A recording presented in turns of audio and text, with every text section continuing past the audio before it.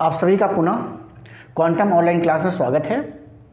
हम लोग इसकी पिछली क्लास में रासायनिक बंध के बारे में देख रहे हैं और अब इसी को कंटिन्यू करते हुए हम रासायनिक बंध को आगे देख रहे हैं। तो हमारे लेसन का नाम है रासायनिक बंध या केमिकल बॉन्डिंग। ऐसे लोग जो इस चैनल पर नए हैं वो इस चैनल को सब्सक्राइब करें और अगर आपको वीडियो पसंद आ रहा है तो लाइक करना ना भूलें। और भी जो संपर्क में आपके बच्चे हैं उन्हें भी बताएं कि जो रेगुलर क्लासेस हैं चल रही हैं केमिस्ट्री की, आप इसे ज्वाइन कर सकते हैं। हम लोग जो दूसरे टाइप का बंध है, पहले टाइप का बंध हमने देखा वैद्युत संयोजी बंध। ये कैसा बंध था? इसमें हम देख रहे थे कि अगर एक एटम X है और दूसरा एटम Y है तो एक एटम से क्या हो रहा था, इलेक्ट्रॉन का स्थानांतरण दूसरे एटम पर हो रहा था। यानी एक परमाणु इलेक्ट्रॉन को दूसरे परमाणु को देता है।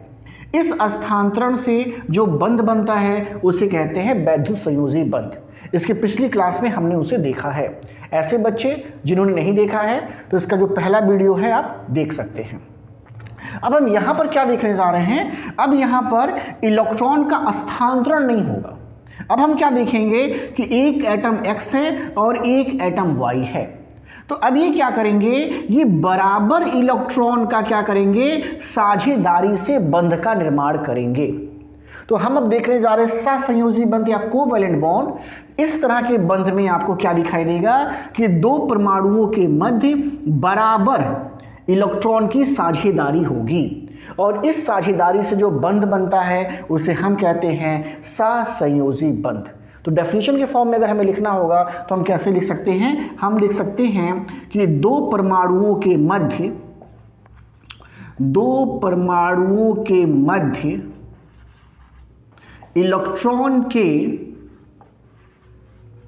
इलेक्ट्रॉनों के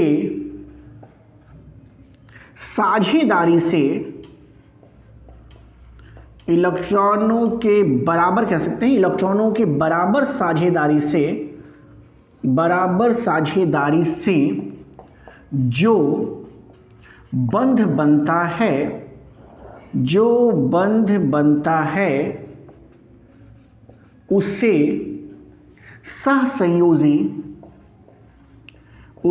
सहसंयोजी बंध कहते हैं या उसे कोवैलेंट बॉन्ड कहते हैं। अगर इंग्लिश में लिखना चाहते हैं तो लिख सकते हैं the bond formed by mutual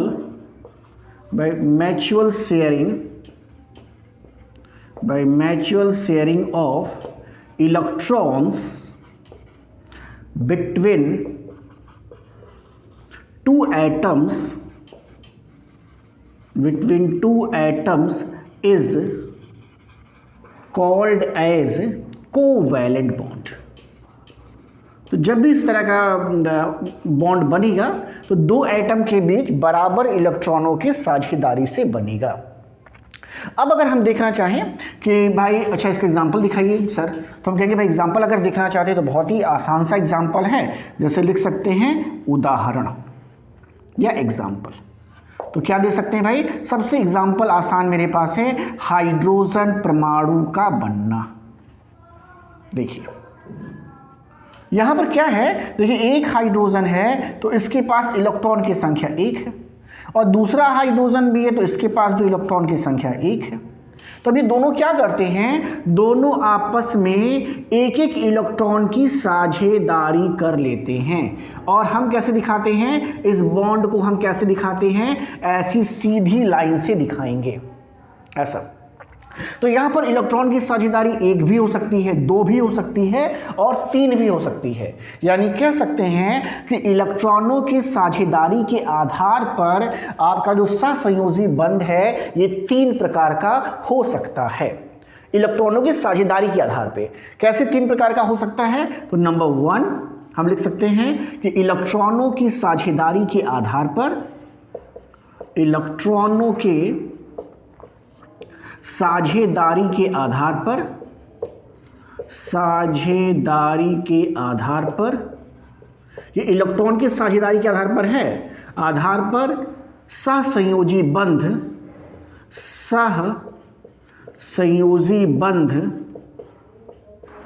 तीन प्रकार का हो सकता है, तीन प्रकार का हो सकता है,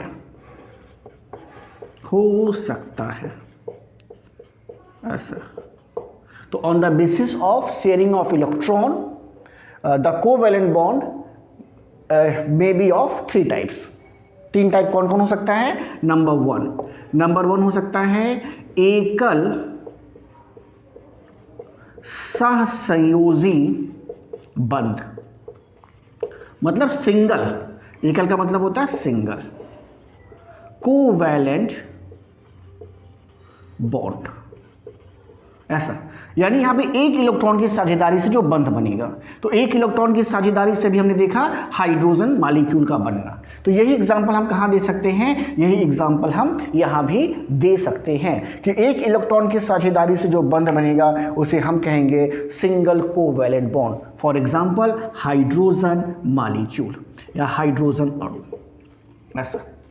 अब अगर दूसरा हम देखेंगे तो ऐसे ही एकल हो सकता है, द्विसहसंयोजी बंध हो सकता है और त्रिसहसंयोजी बंध हो सकता है। तो सिंगल हो सकता है, डबल कोवैलेंट बॉन्ड हो सकता है एंड ट्रिपल कोवैलेंट बॉन्ड हो सकता है। तो एकल हो गया, अब होगा अगला द्विसहसंयोजी बंध, द्विसहसंयोजी बंध। अब यहां पर क्या होगा? इलेक्ट्रॉन की साझेदारी दाब ये हुआ है, यानी double covalent bond, double covalent bond. तो दो इलेक्ट्रॉन की साझेदारी आपको यहां पर देखने को मिलेगी। जैसे एग्जांपल हम दे सकते हैं किसका? ऑक्सीजन मॉलिक्यूल का ऐसे।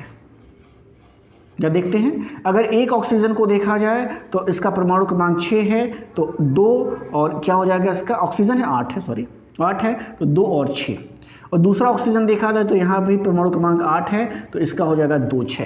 देखिए 2 इलेक्ट्रॉन इसे भी चाहिए, 2 इलेक्ट्रॉन इसे भी चाहिए, तो ये क्या करेगा? 2 इलेक्ट्रॉन की साझेदारी कर लेगा। तो अगर 2 इलेक्ट्रॉन की साझेदारी से बंध बन रहा है तो हम उसे क्या कहते हैं? हम उसे कहेंगे द्विसहसंयोजी बंध। तो ये एग्जाम्पल जो होगा किसका होगा? द्विसहसंयोजी बंध का एग्जाम्पल होगा। कैसे दिखा सकते हैं? तो अगर हमें दिखाना होगा तो हम दिखाएंगे। देखिए 2 इलेक्ट्रॉन एक साइड रखिए जिसको साझेदारी करनी है, 2 को एक साइड में, एक को इधर, एक को इधर। अगला ऑक्सीजन भी ऐसे बनाएंगे, 2 एक साइड में, 2 एक साइड में, एक ऊपर एक नीचे। अब ये 2 इलेक्ट्रॉन की साझेदारी दिखाइए ऐसे।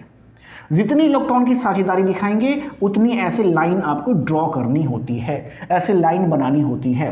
तो एक बॉन्ड अगर बना है तो इसका मतलब एक इलेक्ट्रॉन की साझेदारी है, 2 लाइन है मतलब 2 इलेक्ट्रॉन की साझेदारी है। तो ये एग्जांपल किसका है? द्विसहसंयोजी बंध का है। ऐसे ही अगर हम देखना चाहें तीसरा इसमें, तो उसे हम कहते हैं त्रिसहसंयोजी बंध,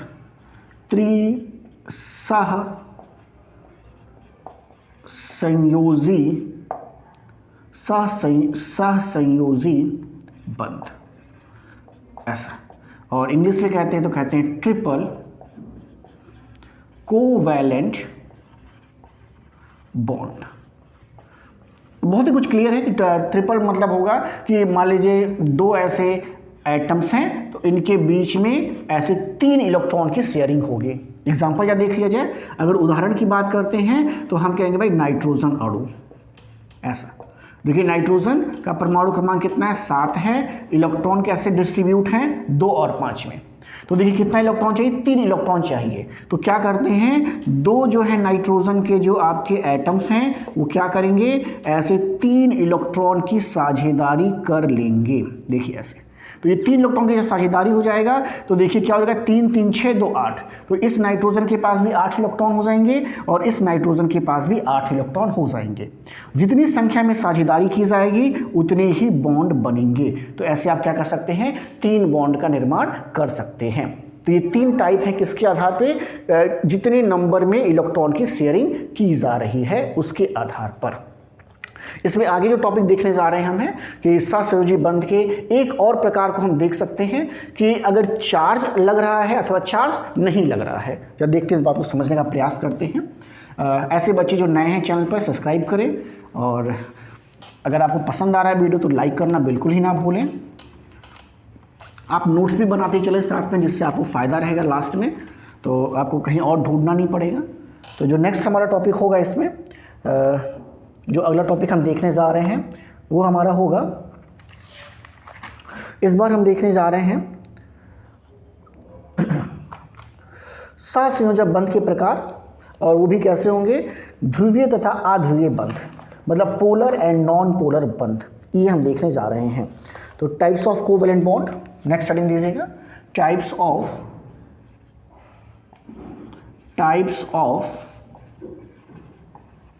कोवैलेंट बॉन्ड्स, यानी सहसंयोजी बंध के प्रकार, सहसंयोजी बंध के प्रकार, ये दूसरा टाइप है बंध के प्रकार।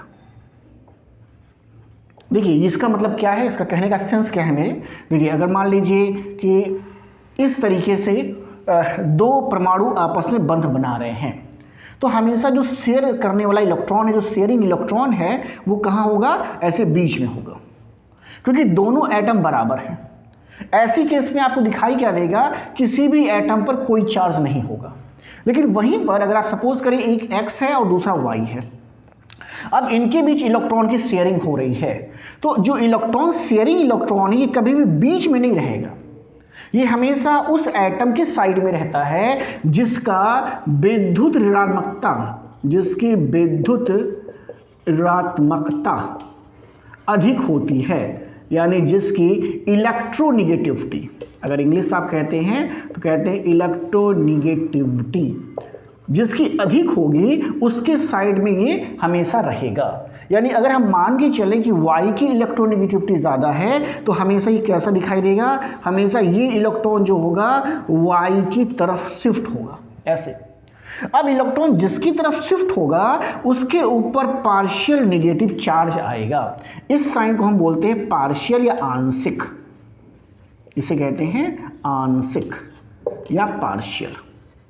तो जब भी पार्शियल दिखाना होगा तो हम इस साइन का इस्तेमाल करते हैं, आंशिक।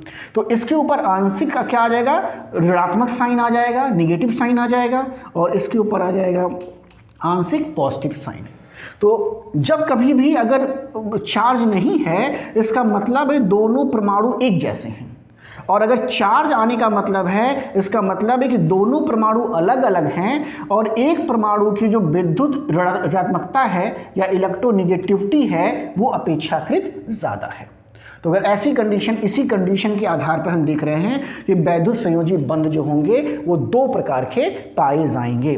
कौन कौन से पाए जाएंगे अभी हम लिखने जा रहे हैं कि कौन कौन सा होगा। तो जो पहला टाइप इसका होगा उसे हम कहते हैं, जो पहला टाइप होगा उसे हम कहते हैं नंबर 1, उसे हम कहते हैं अध्रुवीय सहसंयोजी बंध, सहसंयोजी बंध ऐसा। और इंग्लिश में अगर कहते थे नॉन पोलर, तो इसे हम कहेंगे नॉन पोलर कोवैलेंट बॉन्ड ऐसा। तो अभी जैसे मैंने बताया नॉन पोलर का मतलब होगा कि जब दोनों परमाणु एक जैसे होंगे। अगर दोनों परमाणु एक जैसे हैं तो इनके बीच जो भी बंध बनेगा वो हमेशा कहलाएगा आपका अध्रुवीय सहसंयोजी बंध। यानी दो समान परमाणुओं के मध्य इलेक्ट्रॉन की साझेदारी से जो बंध बनता है उसे हम कहते हैं non polar covalent bond. For example, जैसे उदाहरण अगर हम देना चाहें तो अभी एग्जाम्पल ढेर सारे देखें। देखिए H2 देखिए एक जैसा है, इसके साथ कहेंगे भाई Cl2 एक जैसा है, इसके बाद कहेंगे N2 देखिए दोनों एक जैसे हैं, O2 एक जैसे हैं। तो दोनों एटम एक जैसे होने चाहिए। तो अगर इस तरीके से बंध बनता है तो उसे हम कहते हैं नॉन पोलर कोवैलेंट बॉन्ड। दूसरा पोलर होगा, सेकेंड, यानी पोल का फॉर्मेशन होगा, यानी ध्रुव का फॉर्मेशन होगा। तो ध्रुवीय सहसंयोजी बंध ऐसा। यानी इसे इंग्लिश में अगर आप देखते हैं तो इसे हम कहते हैं पोलर कोवैलेंट बॉन्ड ऐसा। ये कैसा होगा, तो इसमें जो भी आपका बॉन्ड बनेगा वो हमेशा दो अलग अलग प्रकार के परमाणुओं के बीच बनेगा। तो जैसे कहने का मतलब है, जैसे मान लीजिए HCl बनाना आपको है, HCl अगर बनेगा तो क्या होगा, देखिए यहाँ पे जो Cl ये ज़्यादा इलेक्ट्रोनेगेटिव है हाइड्रोजन की तुलना में। तो होता क्या है, हाइड्रोजन का एक इलेक्ट्रॉन और Cl के एक इलेक्ट्रॉन के साथ बंध बनाएगा। ऐसे देखिए एक इलेक्ट्रॉन की साझेदारी होगी, लेकिन जो साझेदारी से बंध बनेगा तो ऐसे बनना चाहिए, लेकिन इलेक्ट्रॉन हमेशा Cl के साइड में रहेगा क्योंकि Cl ज़्यादा इलेक्ट्रोनेगेटिव है। तो क्या दिखाई देगा, इसके ऊपर पार्शियल नेगेटिव चार्ज और इसके ऊपर पार्शियल पॉजिटिव चार्ज। तो ये पार्शियल पॉजिटिव और नेगेटिव चार्ज बनने से क्या हो रहा है, पोल बन जा रहा है, एक पॉजिटिव पोल और एक नेगेटिव पोल। इसीलिए इस प्रकार का जो बंध होगा उसे हम कहेंगे पोलर कोवैलेंट बॉन्ड। तो अगर इस तरीके से बंध बन रहा है तो ये एग्जाम्पल किसका होगा, पोलर कोवैलेंट बॉन्ड का एग्जाम्पल आपको देखने को मिलेगा। तो इस तरीके से हमने देखा सहसंयोजी बंध के किसे कहते हैं, साथ में उसके कौन कौन से प्रकार भी हो सकते हैं। तो ये हम देखें, अगर आपको स्क्रीनशॉट लेना है तो आप ले सकते हैं।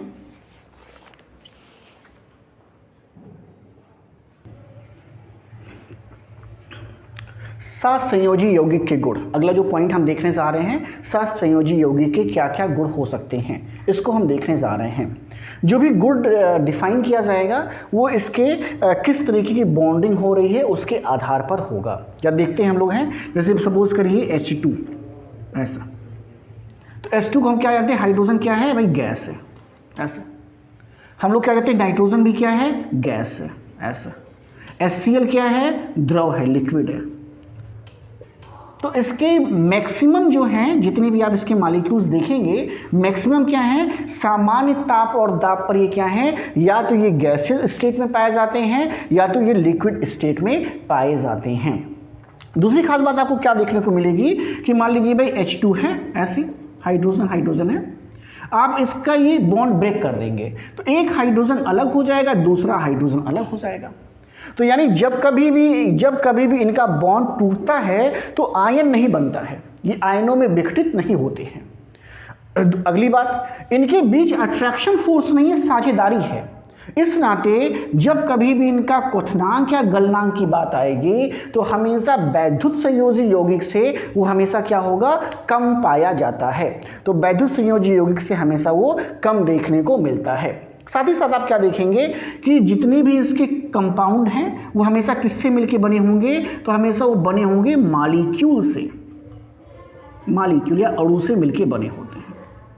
ये भी आपको देखने को मिलेगा। इन्हीं सब बातों को ध्यान में रख के हम इसके डिफरेंट पॉइंट्स को बताते हैं। जैसे पहला पॉइंट है, ये यौगिक अणुओं से बने होते हैं। तो देखिए सभी के सभी क्या मॉलिक्यूल्स हैं, तो इनके जो भी यौगिक होंगे अणुओं से मिलकर के बने होते हैं। दूसरा पॉइंट देखिए, इनके गलनांक तथा क्वथनांक कम होते हैं। गलनांक का मतलब है मेल्टिंग पॉइंट और क्वथनांक का मतलब बॉइलिंग पॉइंट्स। तो मेल्टिंग एंड बॉइलिंग पॉइंट्स भी इनके कम हो रहे हैं क्योंकि इनके बीच किसी भी प्रकार का आकर्षण बल नहीं है। तो अगला पॉइंट ये हो सकता है, अब ये जल में आ मिले हैं, क्योंकि देखिए यहाँ पर क्या है, किसी तरह का पोल नहीं है, तो इसलिए एक अट्रैक्शन नहीं बन पाता है, तो इसलिए जल में आ विले हैं। लेकिन हाँ, कार्बनिक विलायकों में विले हैं। कार्बनिक विलायकों का मतलब है जितने भी ऑर्गेनिक सॉल्वेंट हैं उसमें क्या है, ये घुलनशील हैं। ऐसा हो सकता है ये विलयन में आयन नहीं देते हैं, अभी देखा गया कि विलयन में आयन नहीं देंगे। अगला, ये यौगिक समान ताप और दाब पर द्रव एवं गैस हैं। अगर नॉर्मल टेम्परेचर पे रहें, समान ताप और दाब पे रहेंगे तो देखिए गैस होंगे या तो क्या होंगे, द्रव होंगे। तो इसको भी हम लोगों ने देखा। तो ये 5 पॉइंट हमारे पास हैं जिनकी सहायता से आप इसके यौगिक को डिफाइन कर सकते हो, इनके गुणों को डिफाइन कर सकते हैं। तो ये 5 पॉइंट्स आप यहाँ से लिख सकते हैं।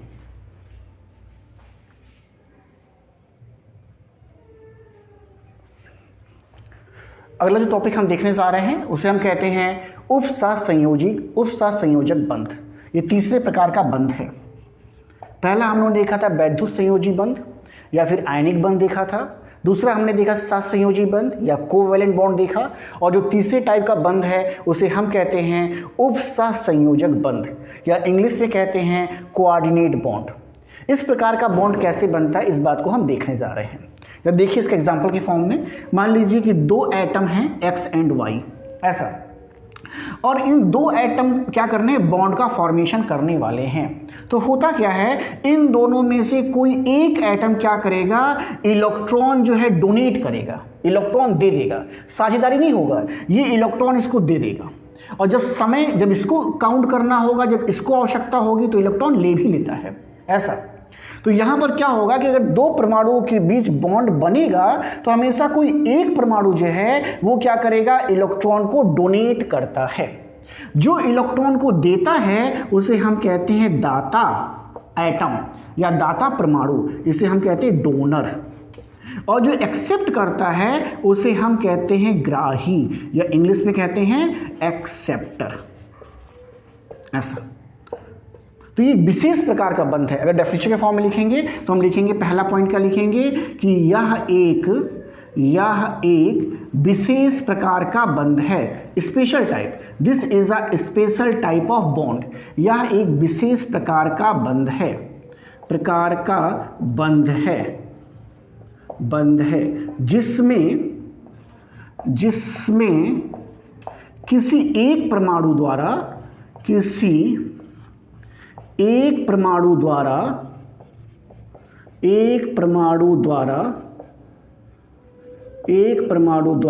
दूसरे परमाणु को इलेक्ट्रॉन दिया जाता है।